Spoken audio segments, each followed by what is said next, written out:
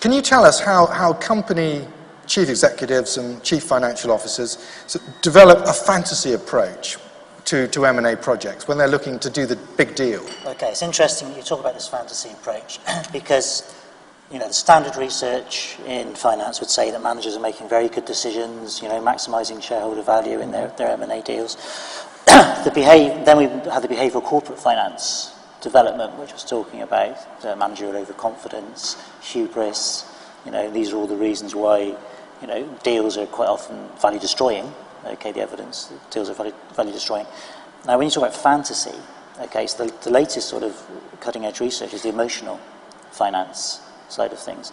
And what the emotional finance is doing, built on works by Professor Taffler and Tuckett. It was Richard Taffler of Warwick and David Tuckett of London. Yeah, originally from the US.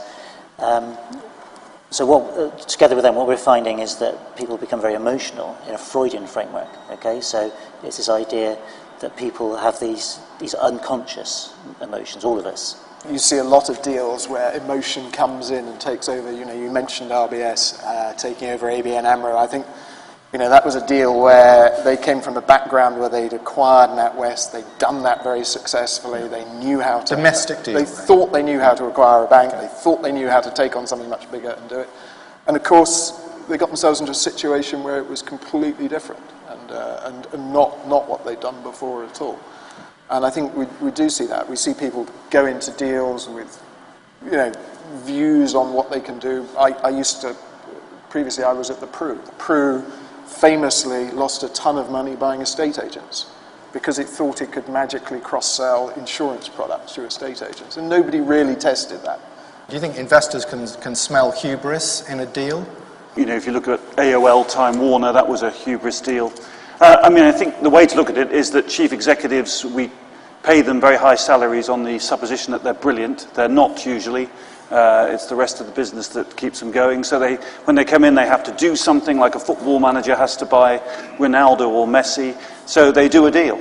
And it almost doesn't matter what deal they do, because if they don't do a deal, then the stockbrokers, analysts, and the investment bankers are saying, if you don't do a deal, then somebody will make a bid for you.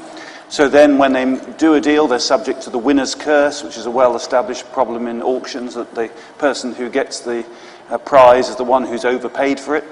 And then subsequently, and the life expectancy of a chief executive is something like a football manager, then they don't unwind the deal, but the sunk cost problem, as the other gentleman has mentioned, and so it's the next person who unwinds the deal and then gets praised by the market for restructuring the business, writes off, can start with share options.